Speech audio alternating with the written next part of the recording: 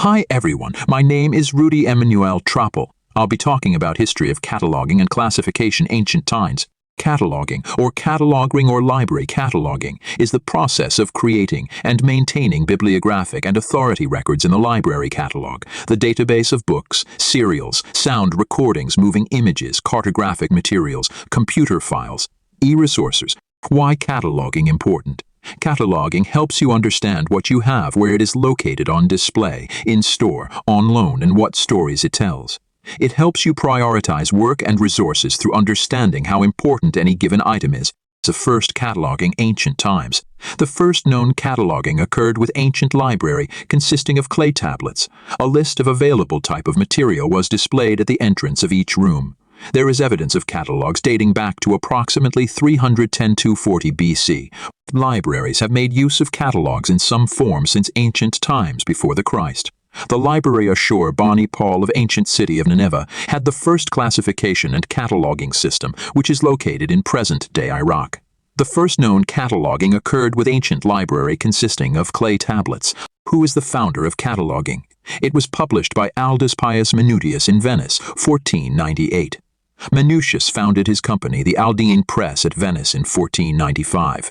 Aldus Pius Manutius was an Italian printer and humanist who founded the Aldine Press. Manutius devoted the later part of his life to publishing and disseminating rare texts. His interest in and preservation of Greek manuscripts mark him as an innovative publisher of his age, dedicated to the editions he produced. Why Aldus Pius Manutius create catalog?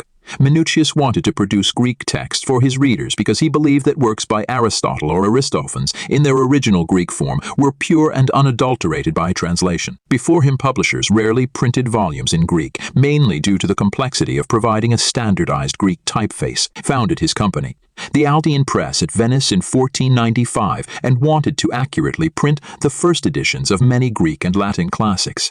But his biggest desire was to present and sell these books to the Venetians. That's why he chose to publish a catalog of all the books he was printing.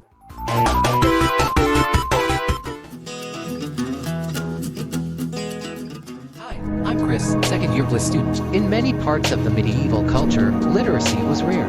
However, most monasteries were flourishing centers of learning, with monks and nuns are strongly encouraged to study, read and pray. As the following the Reform movement of the 10th and 11th century, several religious houses in England and France adapted the rule of Saint Benedict.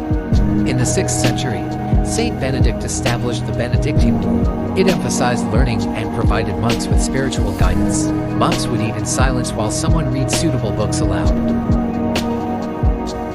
In 8th to 9th century, during Charlemagne's reign, the Carolingian Renaissance in Europe saw a revival of classical learning.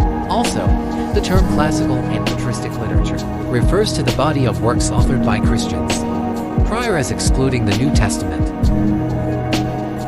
In 1276, Reading Abbey's library had a significant catalog of 300 volumes, and categorized into 15 classes. Hence, it is the great relevance in this categorization, and this arrangement demonstrates its authority. In 11th and 12th centuries in Europe, university libraries emerged, providing spaces for reading and studying. They contained rare and expensive knowledge. In the 14th century, the Renaissance and humanism led to non-religious libraries, where scholars gathered to study various subjects, such as philosophy, mathematics, religion, and science. Although these libraries were independent, they were still not completely open to the public. The wealthy and educated elite were the ones who had access to the books the most. In 1440, Gutenberg's printing press accelerated the dissemination of books by leading more libraries and an increase in literary production.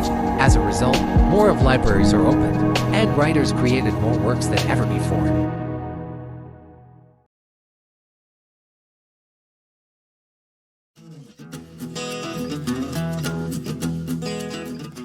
People in the world have enough gift to create possibilities that promise us a better future. Thanks to the geniuses of people in the past, the libraries turned well.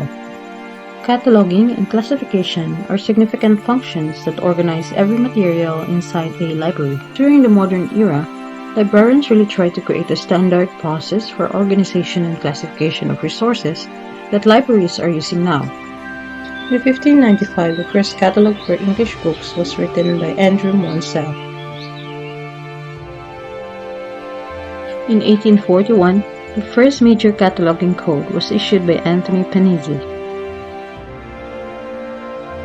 In 1852, Charles Jewett proposed a National Union Catalogue for public libraries. In 1873, Dewey Decimal Classification System was developed by Melville Dewey, which was first published in 1876. During the same year, Charles M. McCutter wrote the rules for a dictionary catalog. In 1901, the Library of Congress began to distribute card catalogs to the public.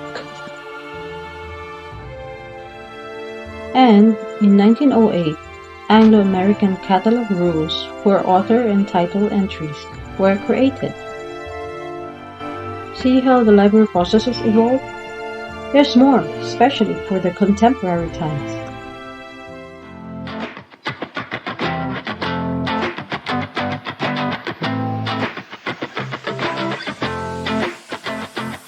More and more improvements on the processes of cataloging and classification have occurred over time, and this has helped so much on how stable the means of processing resources for the readers are. Here's what happened when the contemporary times came. In 1941 onwards, the Anglo-American cataloging rules were updated from time to time.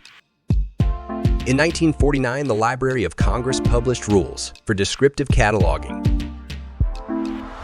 Then Paris Principles were adopted by the International Conference of Cataloging Principles in 1961. Years after, specifically in 1968, or machine-readable cataloging marks pilot project started. In the 1990s, the online public access catalog was introduced, which was later improved through the help of World Wide Web. In 2002, revisions of Anglo-American cataloging rules were made. Later in 2008, a final draft of resource description and access was composed to supersede the Anglo-American cataloging rules. And finally, the Library of Congress fully implemented the resource description and access in the year 2010. With the use of the previously published and implemented cataloging and classification rules, many records have been cataloged. In 2017, the Library of Congress released over 25 million of its catalog records as freely downloadable database. Pretty sure future librarians have a lot in store for them as standardization has been met. Thank you for watching this video. We hope you enjoyed the timeline of the history of cataloging and classification.